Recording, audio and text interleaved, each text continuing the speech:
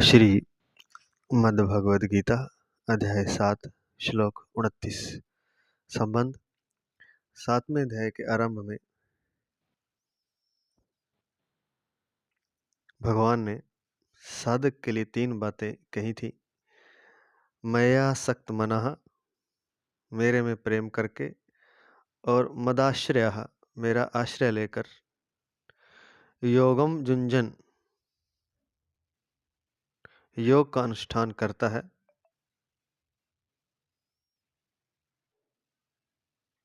वह मेरे समग्र रूप को जान जाता है। उन्हीं 3 बातों का उपसंहार अब आगे के 2 श्लोकों में करते हैं।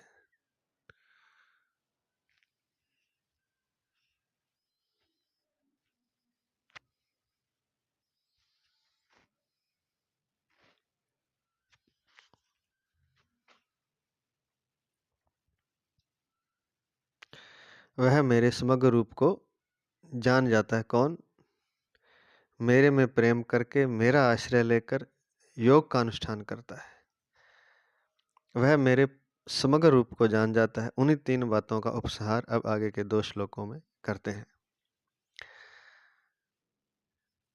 श्लोक बाद में थोड़ा सा इस बारे में बात कर लेते हैं। मेरे में प्रेम करके, मेरा आश्रय लेकर के, इन्हीं 2 चीजों के लिए जीव, मनुष्य, व्यक्ति एक जन्म नहीं, सैकड़ों, हजारों, लाखों जन्म बिता देता है, लेकिन प्रेम नहीं मिलता। प्रेम पाना चाहता है हर कोई चाहता है। इसलिए भगवान यहाँ कह रहे हैं मेरे में प्रेम करके, क्योंकि चाहता हर कोई है लेकिन कर नहीं पाता। प्रेम पाना भी चाहता है, प्रेम देना भी चाहता है, लेकिन जो आजकल सबसे आसान चीज लगती है, जो प्रेम देना और प्रेम लेना, प्रेम पाना और प्रेम को दूसरे तक पहुंचाना, प्रेम को व्यक्त करना, प्रेम को दूसरे को अनुभव कराना, ये क्षणिक सी बात हो गई है। वास्तव में एक दिखावा सा रह गया। अब की बात करें, आज के समय की, नहीं कर सकता कोई।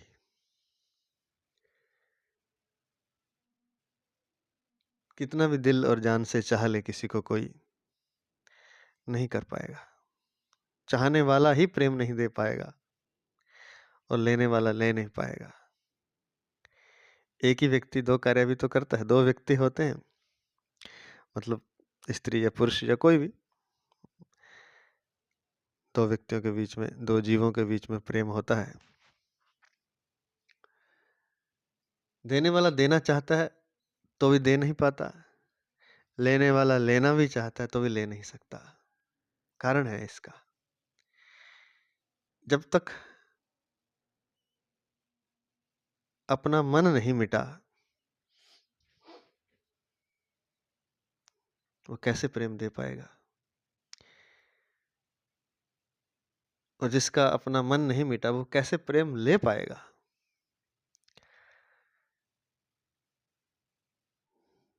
प्रेम देने जाएगा जब उसमें मन की तरंगें, मन के विचार, मन की भावनाएं मिक्स हो जाएंगी, तो वह प्रेम हल्के स्तर का रह जाएगा। ऐसा मानिए कि किसी छलनी से छलकर जो प्रेम जाएगा, वो नहीं जा पाएगा पूरी तरह से। ऐसे ही लेने वाला भी नहीं ले पाएगा।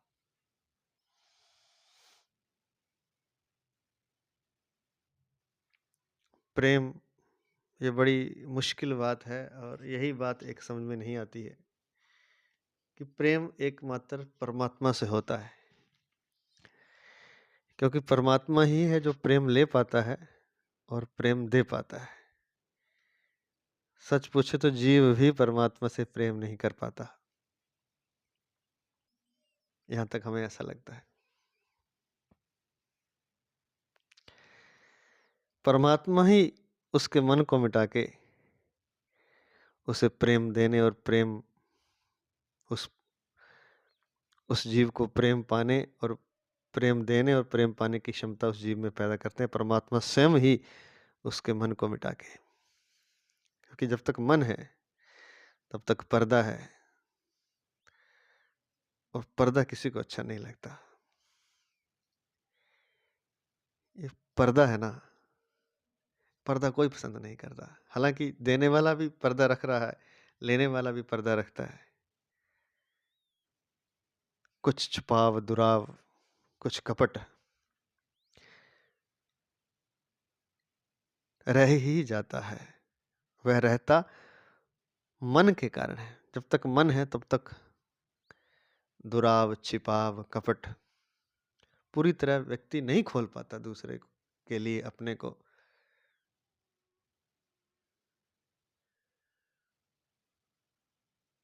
प्रेम पाने के लिए भी और प्रेम देने के लिए भी, दोनों तरह से नहीं खोल पाता जीव अपने को।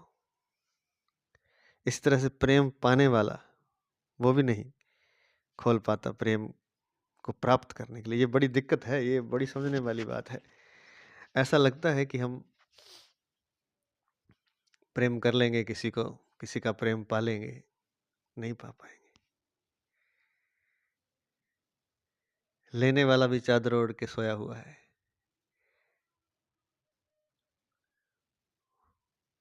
उसे जस का तस प्रेम समझ में नहीं आ रहा। कई बार तो ऐसा होता है कि प्रेम को भी लोग गलत तरीके से घृणा समझ लेते हैं। घृणा, बात कोई प्रेम की कर रहा है लेकिन अगले वाला समझ ही नहीं रहा, क्योंकि वो एक चादर, एक मोटी चादर मन की लेने वाले ने भी ओढ़ रखी है और देने वाले ने भी ओढ़ रखी है। चेहरा पूरा दिख ही नहीं रहा। बल्कि आजकल के प्रेम की बात करें तो चेहरा बिल्कुल नहीं दिख रहा। मोटी चादर है, उसमें से थोड़ी बहुत कुछ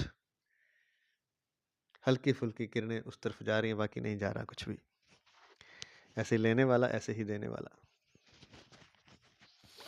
तो ये दो चीजें, एक तो प्रेम लेना और देना चाहता है। सबसे बड़ी बात यही है। ये आनंद की जो बात है ना, ये भी यही, आनंद जो लेना है ना, वो भी प्रेम ही है। आनंद से भी बड़ी हमें लगता है कि बात जो प्रेम है, या कहें कि वो प्रेम और आनंद एक ही पर्यायवाची हैं, एक ही वस्तु के, एक ही चीज के दो पर्यायवाची हैं।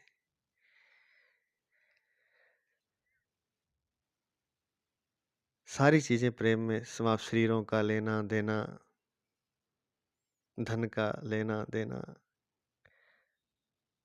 ये कुछ चीजें बहुत ही दूर है प्रेम से। जैसे धन बहुत ज्यादा दूर है, शरीर शायद थोड़ा पास में है, लेकिन है सारा प्रेम का आदान प्रदान। उससे जो आनंद लेना चाहता है, जो प्रेम ही लेना चाहता है, वो मान अपमान, मान सम्मान का लेना देना, अपमान तो नहीं, मान सम्मान का, ये भी प्रेम। सूक्ष्म में इसमें प्रेम छिपा हुआ है।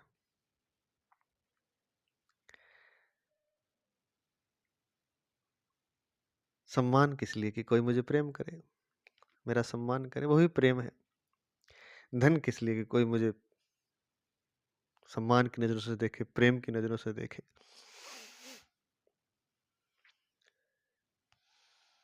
रिश्ते नाते किस लिए? प्रेम के लिए। मोह किस लिए? प्रेम के लिए। क्रोध किस लिए? वो भी प्रेम के लिए। नहीं मिला कुछ, धन नहीं मिला, शरीर नहीं मिला, प्रेम नहीं मिला, तो क्रोध पैदा हो गया। सब कुछ प्रेम के लिए। और दूसरी बात इसमें जोड़ी है भगवान ने, कि मेरा आश्रय लेकर के, मदाश्रय। पहली बात तो मैं आसक्त मना, मेरे में प्रेम करके, मेरे में आसक्त होकर के। क्योंकि प्रेम चाहता है तो प्रेम मुझ में ही करे। और फिर आश्रय मेरा, हम सहारा भी तो चाहते हैं किसी का। वस्तु से जिसे हम प्रेम करते हैं, उसी का हम सहारा भी तो चाहते हैं।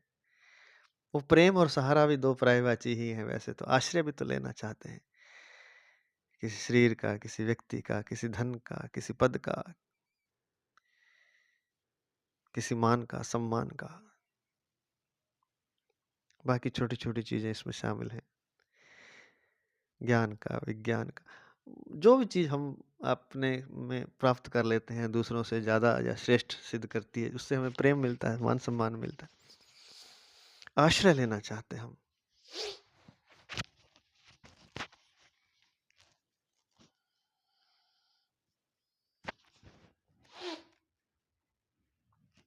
तो भगवान ने दोनों चीज़ें अपने से जोड़ दी, इसलिए कहा क्योंकि ये अध्याय के शुरू में ही कहा है, 7वें अध्याय के, मय्या सक्त मना, मेरे में प्रेम करके, मदाश्रयः, मेरा आश्रय लेकर, मेरा सहारा लेना पड़ेगा, क्योंकि बिना सहारे के नहीं जी सकता। इंसान जी नहीं सकता बिना सहारे के, असंभव, इम्पॉसिबल।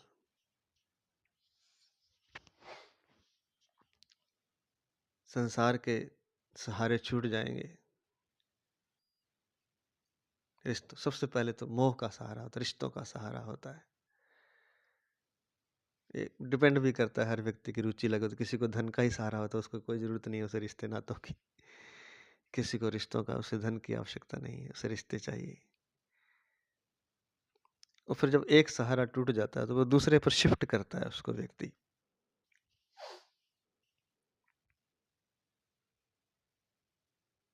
जिसे रिश्तों का सहारा चाहिए था, प्रेम चाहिए था, अगर नहीं मिलता तो फिर अगर उसमें धन की तमन्ना है तो धन कमाएगा, अगर कोई तमन्ना नहीं बची तो नशा भी करते हैं लोग, नशा करेगा। नशे में भी सहारा ढूंढ रहा है, अपने आप को कहीं टांग देना चाहता है किसी खूंटी पर, किसी सहारा, किसी पेड़ के तने के साथ कुछ टिक जाना चाहता है। नहीं जी सकता, जीव नहीं जी सकता। मनुष्य की तो छोड़ो, पशु पक्षी नहीं जी सकते बिना प्रेम के, बिना सहारे के। ये सच्ची बात है। कोई धन का सहारा ले लेता है जब रिश्तों का, सबसे ज़्यादा तो होता है रिश्तों का, प्रेम का ही होता है, हमें ऐसा लगता है, हो सकता है हम गलत हों। प्रेम का ही सहारा होता है रिश्तों का। रिश्तों का टूटता तो फिर धन का, धन का टूटता तो फिर पद का, फिर तो गलत से ही भी काम करता है उस सहारे को पाने के लिए, उस सहारे को बनाए रखने के लिए।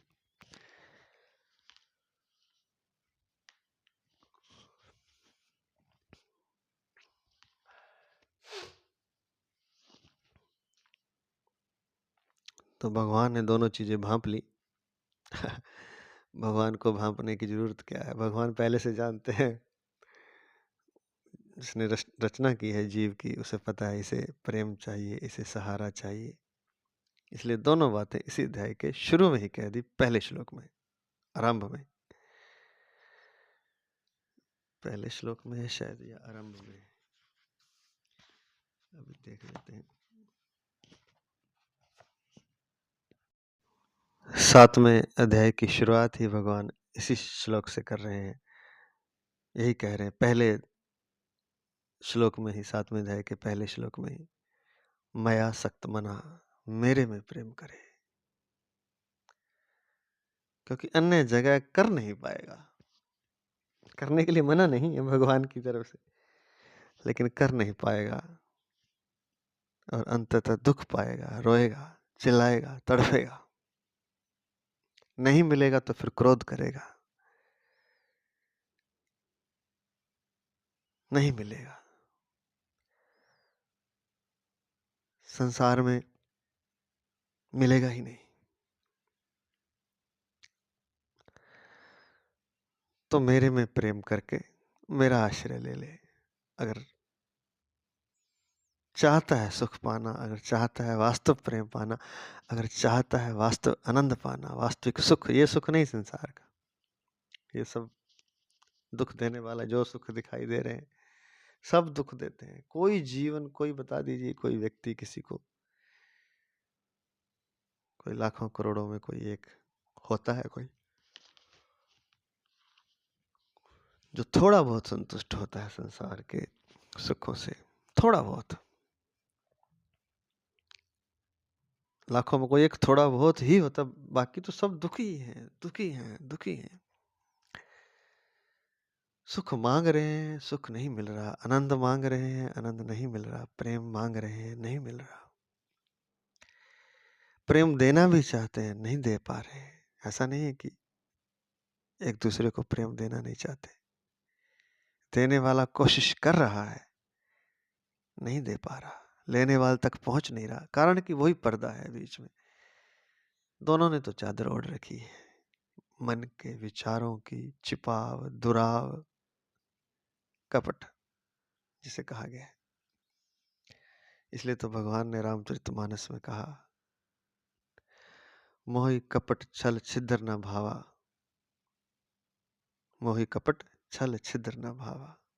ये मुझे अच्छा नहीं लगता, ये किसी को भी अच्छा नहीं लगता ये।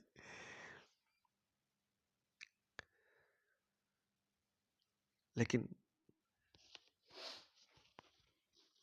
संसार में अब जीव को पता ही नहीं कि जाना किधर है। ये तो सत्संग करता है, कोई सदग्रंथ पढ़ता है, इसलिए तो सत्संग की, गुरु की महिमा, वहां जाके पता चलता है उसको कि प्रेम नहीं मिलेगा यार, नहीं मिलेगा संसार में।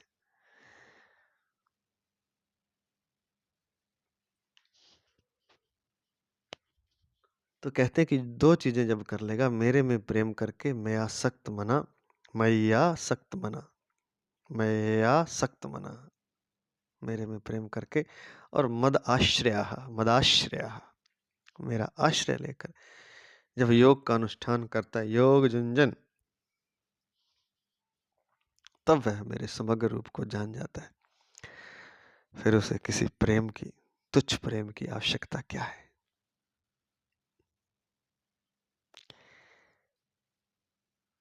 प्रेम ही नहीं, बल्कि प्रेम के नाम पर हम घृणा खरीद लाते हैं।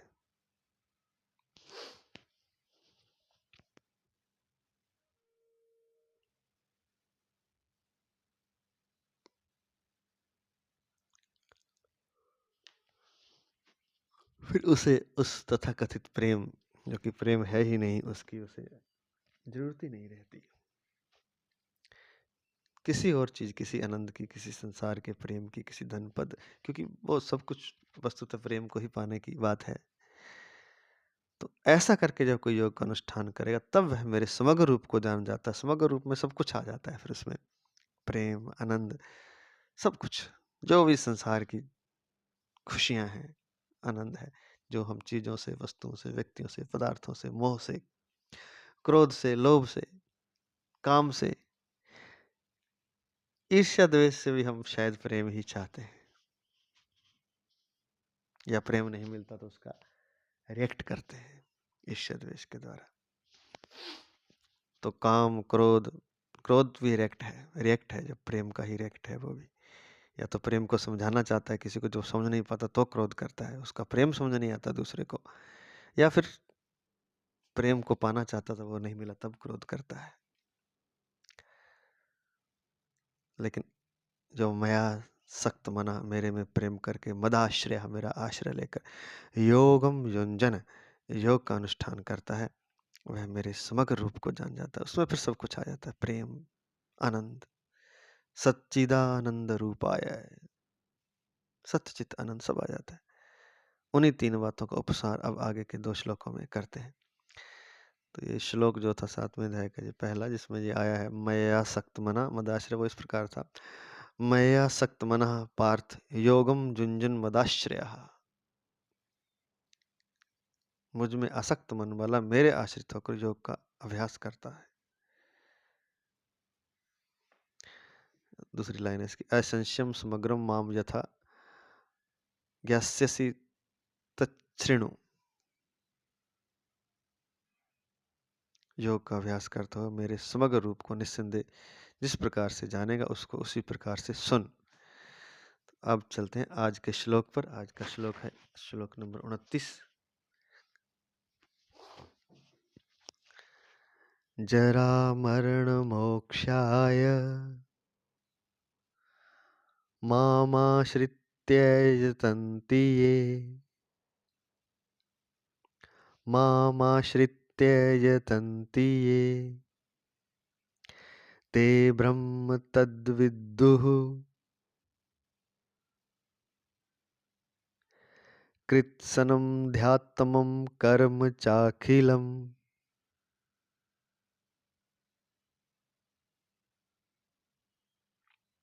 श्लोक नंबर 29।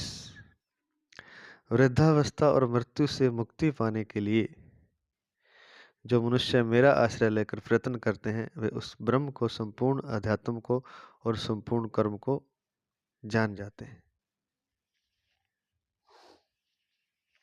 व्याख्या करने जा रहे हैं। प्रातः स्मरणीय, प्रातः वंदनीय, परम आदरणीय भगवत तत्व, प्रेम तत्व प्राप्त महापुरुष महाराज श्री स्वामी राम सुखदास जी महाराज जी, उनके ग्रंथ साधक संजीवनी से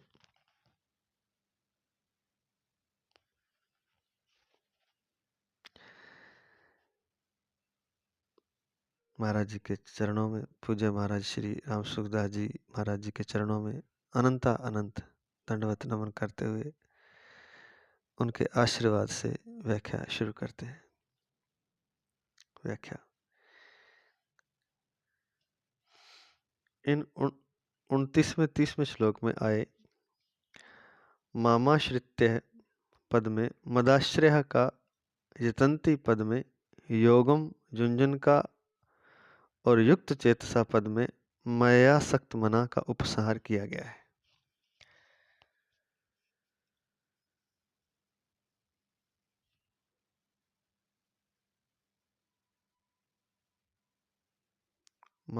माश्रित्य अर्थात मेरा आश्रय लेकर,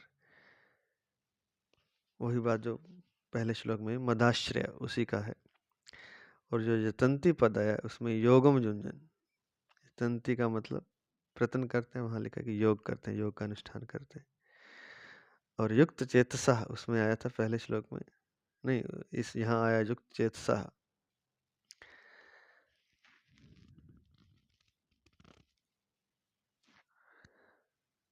युक्त चेतसा पद में मयासक्त मना का उपसार किया गया है।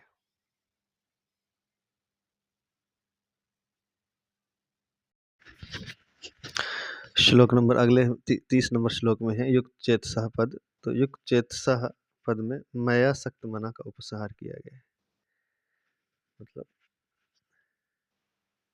मेरे में आसक्त होकर के।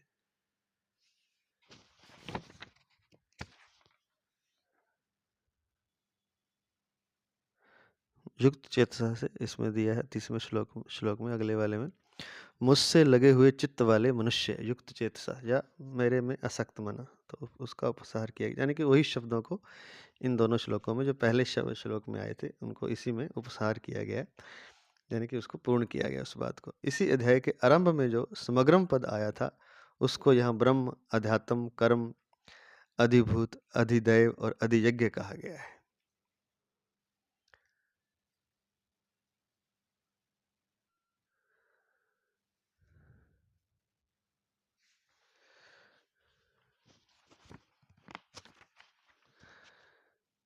जरा मरण मोक्षाय मामाश्रित्य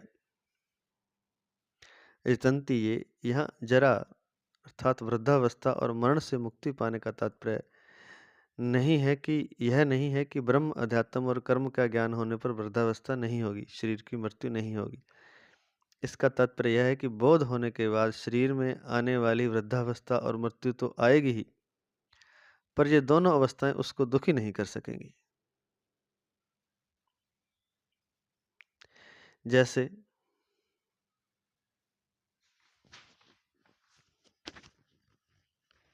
पैर में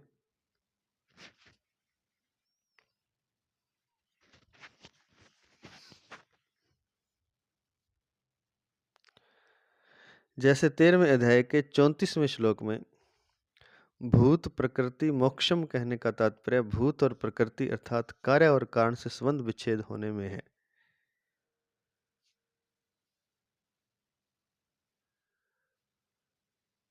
ऐसे ही यहाँ जरा मरण मोक्षाय कहने का तात्पर्य जरा मृत्यु आदि शरीर के विकारों से संबंध विच्छेद होने में।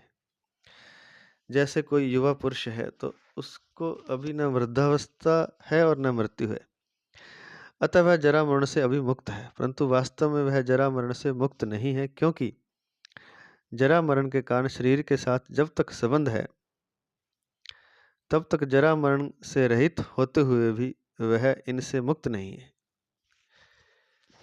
क्योंकि जरा मरण के कारण शरीर के साथ जब तक संबंध है तब तक जरा मरण से रहित होते हुए भी वह इनसे मुक्त नहीं है।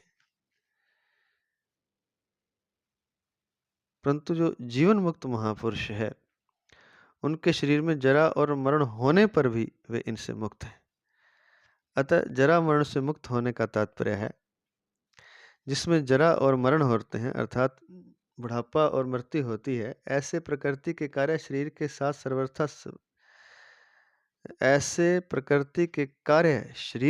सर्वथा संबंध विच्छेद होना, ये जरा मरण से मुक्ति का तात्पर्य है।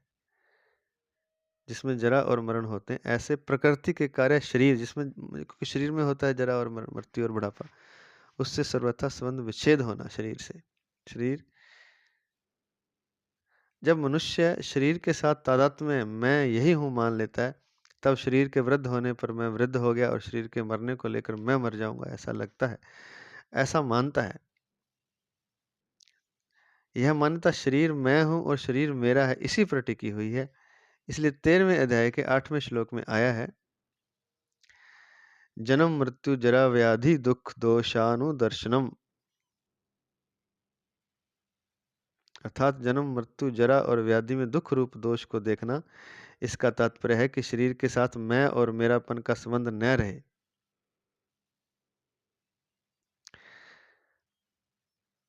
जब मनुष्य मैं और मेरापन से मुक्त हो जाएगा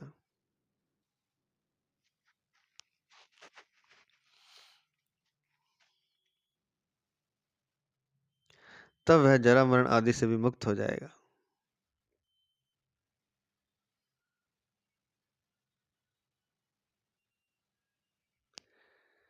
क्योंकि शरीर के साथ माना हुआ संबंध ही वास्तव में जन्म का कारण है। कारणम गुण संगोस्य सद सद्यो निजन्मसु, गीता 13वें अध्याय का 21वां श्लोक। वास्तव में इसका शरीर के साथ संबंध नहीं है, तभी संबंध मिटता है। मिटता वही है जो वास्तव में नहीं होता।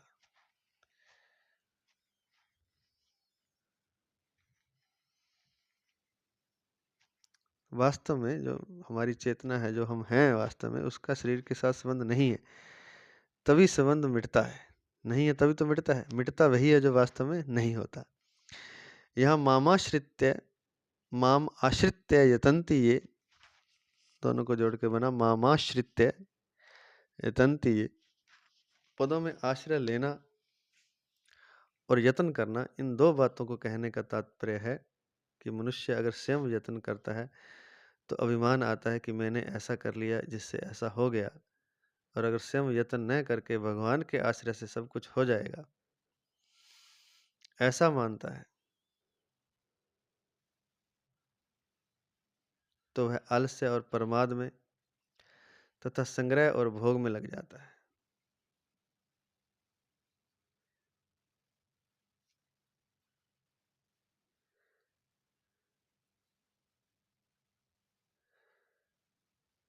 इसलिए यहाँ दो बातें बताई हैं कि शास्त्र की आज्ञा के अनुसार स्वयं तत्परता से उद्योग करे और उस उद्योग के होने में तथा उद्योग की सफलता में कारण भगवान को माने।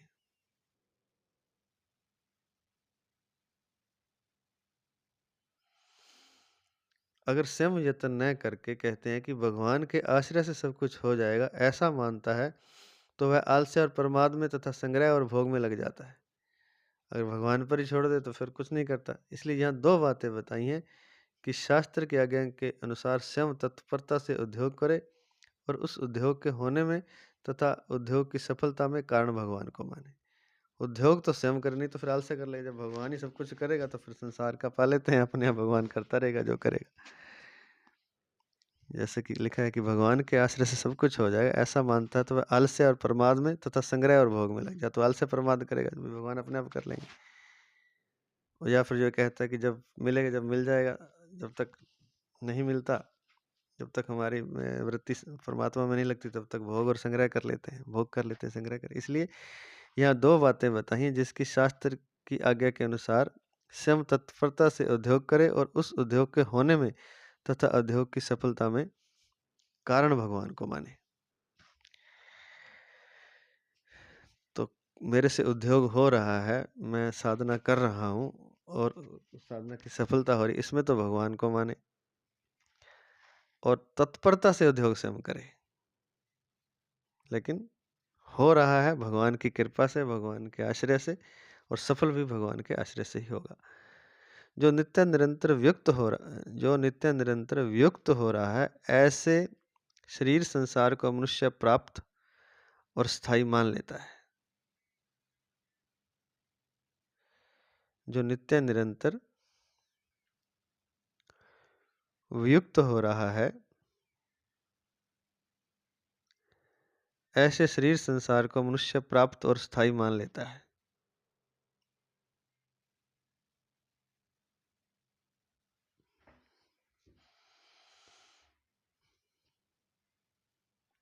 जब तक वह शरीर और संसार को स्थायी मानकर उसे महत्ता देता रहता है, तब तक साधन करने पर भी उसकी भगवत प्राप्ति नहीं होती।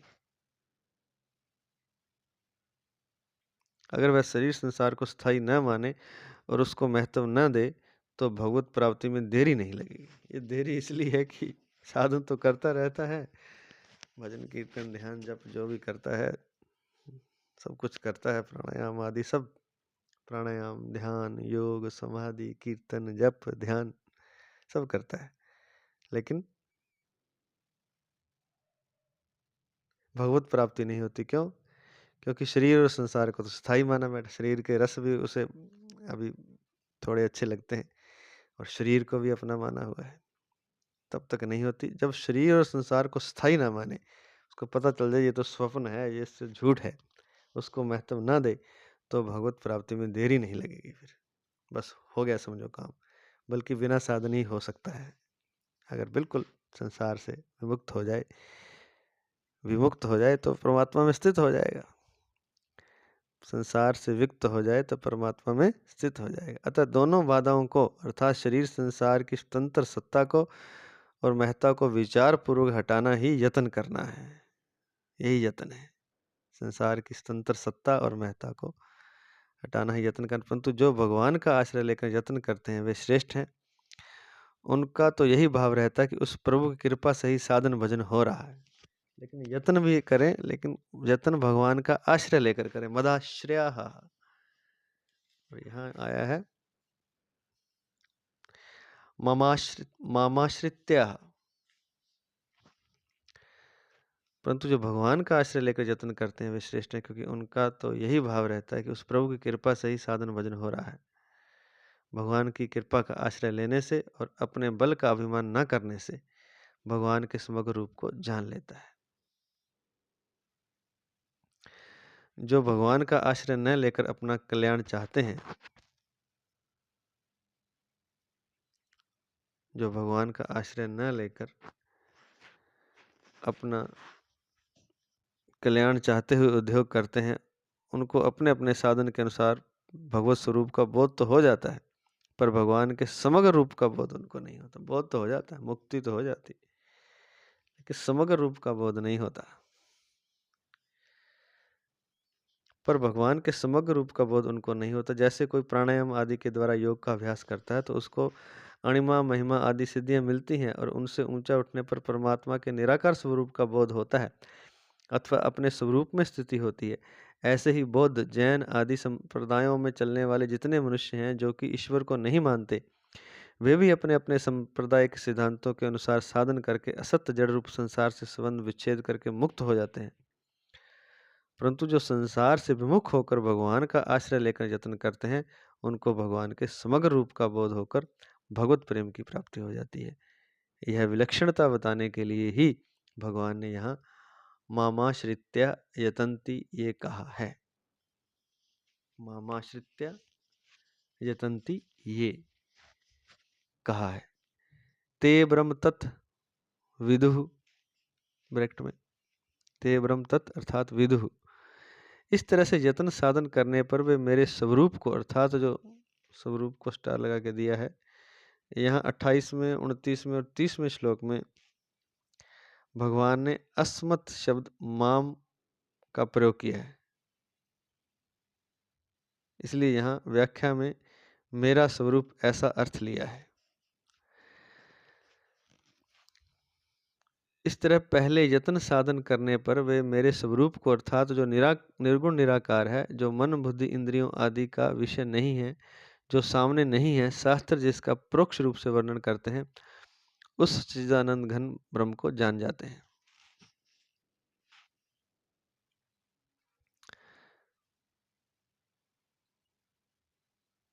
जो सामने नहीं है, शास्त्र जिसका परोक्ष रूप से वर्णन करते हैं, उस सच्चिदानंद घन ब्रह्म को जान जाते हैं। कौन? इस तरह से यत्न करने पर, मेरे आश्रय होकर और मुझसे प्रेम करके, वे मेरे स्वरूप को, अर्थात जो निर्गुण निराकार है, जो मन बुद्धि इंद्रियों आदि का विषय नहीं है, जो सामने नहीं है, शास्त्र जिसका परोक्ष रूप से वर्णन करते हैं, उस सच्चिदानंद घन ब्रह्म को जान जाते हैं। ब्रह्म के साथ तत् शब्द देने का तात्पर्य यह है कि प्राय सभी तत् शब्द से कहे जाने वाले जिस परमात्मा को परोक्ष रूप से ही देखते हैं, ऐसे परमात्मा का भी वे साक्षात अपरोक्ष रूप से अनुभव कर लेते हैं। उस परमात्मा की सत्ता प्राणी मात्र में स्वतः सिद्ध है, कारण कि वह परमात्मा किसी देश में ना हो, किसी समय में ना हो, किसी वस्तु में ना हो और किसी व्यक्ति में ना हो, ऐसा नहीं है।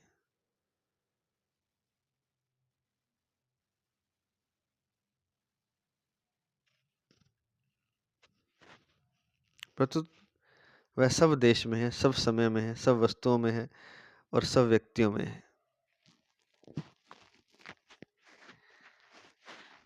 प्रत्युत वह सब देश में है, सब समय में है, सब वस्तुओं में है और सब व्यक्तियों में है। ऐसा होने पर भी वह अप्राप्त क्यों दिखता है? जो पहले नहीं था, बाद में नहीं रहेगा, अभी मौजूद रहते हुए भी प्रतिक्षण व्युक्त हो रहा है, अभाव में जा रहा है, ऐसे शरीर संसार की सत्ता और महत्ता स्वीकार कर ली। इसी से नित्य प्राप्त परमात्मा तत्व अप्राप्त दिख रहा है। परमात्मा किसी देश, किसी काल, किसी वस्तु व्यक्ति में ना हो, ऐसी बात नहीं है। सब देश, सब समय, सब वस्तुओं, सब व्यक्तियों में है। ऐसा होने पर भी अप्राप्त कहते हैं महाराज जी। क्यों दिखता है? इसलिए दिखता है कि जो नहीं था पहले, बाद में भी नहीं रहेगा, अभी मौजूद रहते हुए भी प्रतिक्षण व्युक्त हो रहा है, दूर जा रहा है, अभाव में जा रहा है। ऐसे शरीर संसार की सत्ता और महत्ता स्वीकार कर ली हमने। इसी से नित्य प्राप्त परमात्मा तत्व अप्राप्त दिख रहा है। ये बार बार आई है बात। शरीर और संसार की तरफ हमारा ध्यान है, उसकी हमने सत्ता मान ली, उसकी हमने महत्ता मान ली, उसी से हम सुख लेना चाहते हैं। बस यही एक कारण है कि नित्य प्राप्त परमात्म तत्व अप्राप्त दिख रहा है। अगला पद है कृतसन्म कृतसनम ध्यातम कृतसनम ध्यातमम विदुः, ब्रैकेट में है विदुः।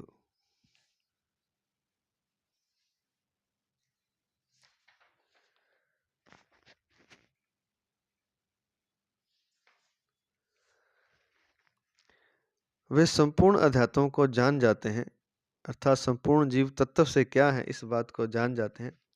15वें अध्याय के 10वें श्लोक में कहा है कि जीव के द्वारा एक शरीर को छोड़कर दूसरे शरीर को प्राप्त करने को विमूढ़ पुरुष नहीं जानते और ज्ञान चक्षु वाले जानते हैं। इसको जानने का तात्पर्य यह नहीं कि जीव कितने हैं, वे क्या क्या करते हैं और उनकी क्या क्या गति हो रही है, इसको जान जाते हैं। प्रत्युत आत्मा शरीर से अलग है, इसको तत्व से जान जाते हैं, अर्थात अनुभव कर लेते हैं। भगवान के आश्रय से साधक का जब क्रियाओं और पदार्थों से संबंध विच्छेद हो जाता है,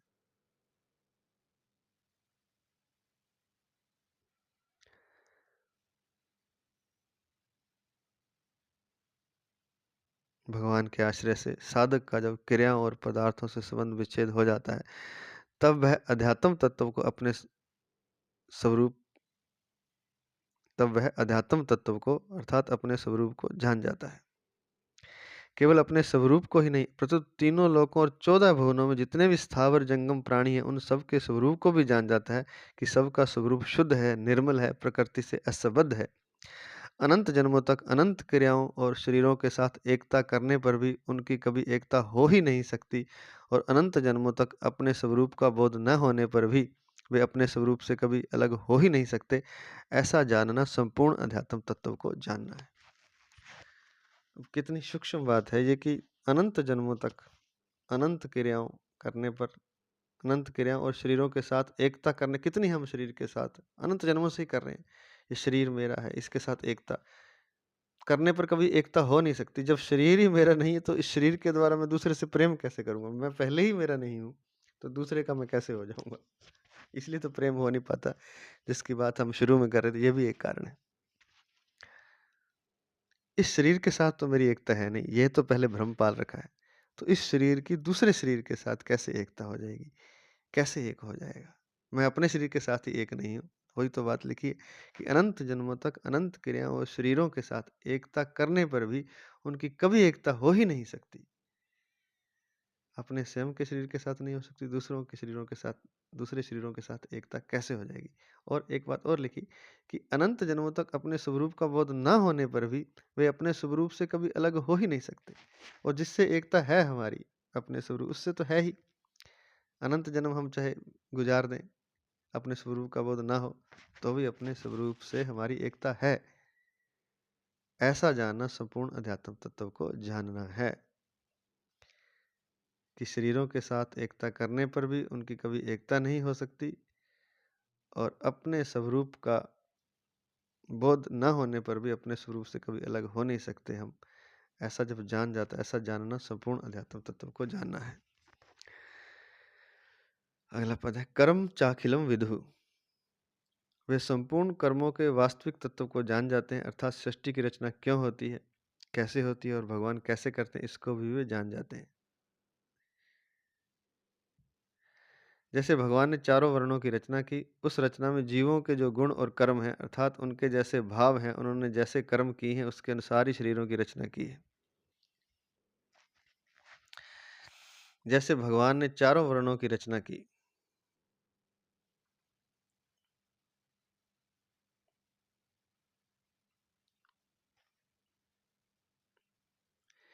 जैसे भगवान ने चारों वर्णों की रचना की, उस रचना में जीवों के जो गुण और कर्म हैं, अर्थात उनके जैसे भाव हैं, उन्होंने जैसे कर्म किए हैं, उनके अनुसार ही शरीरों की रचना की गई है। उन वर्णों में जन्म होने में स्वयं भगवान की तरफ से कोई संबंध नहीं है, इसलिए भगवान में कर्तृत्व नहीं है और फलेच्छा भी नहीं है। गीता चौथे अध्याय का 13वां 14वां श्लोक। तात्पर्य यह हुआ कि सृष्टि की रचना करते हुए भी भगवान कर्तृत्व और फलाशक्ति से सर्वथा निर्लिप्त रहते हैं। ऐसे ही मनुष्य मात्र को देश काल परिस्थिति के अनुरूप जो भी कर्तव्य कर्म प्राप्त हो जाए, उसे कर्तृत्व और फलाशक्ति से रहित होकर करने से वह कर्म मनुष्य को बांधने वाला नहीं होता, अर्थात वह कर्म फलजनक नहीं बनता।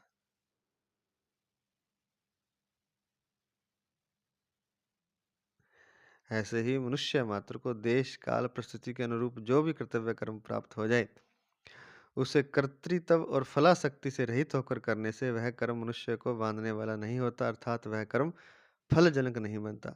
तात्पर्य है कि कर्मों के साथ अपना कोई संबंध नहीं है, इस तरह उनके साथ निर्लिप्तता का अनुभव करना ही अखिल कर्म को जानना है।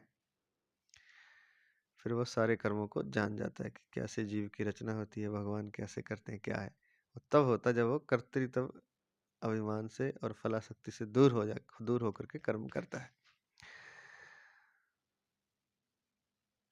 जो अनन्य भाव से केवल भगवान का आश्रय लेता है, उसका प्राकृतिक क्रियाओं और पदार्थों का आश्रय छूट जाता है। इससे उसको यह बात ठीक तरह से समझ में आ जाती है कि सब क्रियाएं और पदार्थ परिवर्तनशील और नाशवान हैं।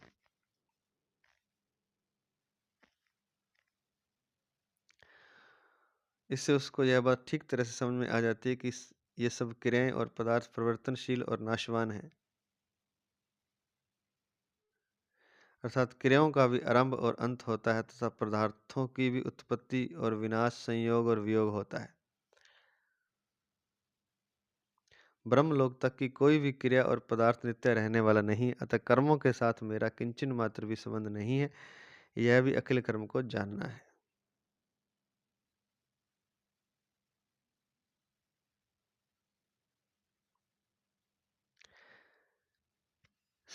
कहते हैं कि सब क्रियाएं और पदार्थ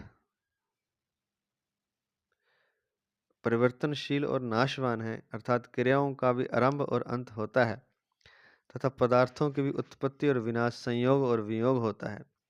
ब्रह्मलोक तक की कोई भी क्रिया और पदार्थ नित्य रहने वाला नहीं है, अतः कर्मों के साथ मेरा किंचन मात्र भी संबंध नहीं है। यह भी अखिल कर्म को जानना है। तात्पर्य यह हुआ कि भगवान का आश्रय लेकर चलने वाले ब्रह्म, अध्यात्म और कर्म के वास्तविक तत्व को जान जाते हैं।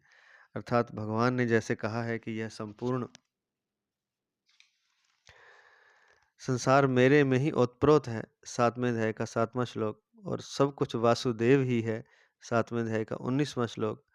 वासुदेवः सर्वम, यहाँ तो नहीं लिखा, लेकिन यहाँ लिखा है कि सब कुछ वासुदेव ही है, 7वें अध्याय का 19वां श्लोक। ऐसे ही वे भगवान के समग्र रूप को जान जाते हैं कि ब्रह्म, अध्यात्म और कर्म ये सभी भगवत स्वरूप ही हैं। भगवान के सिवाय इनमें दूसरी कोई सत्ता नहीं है।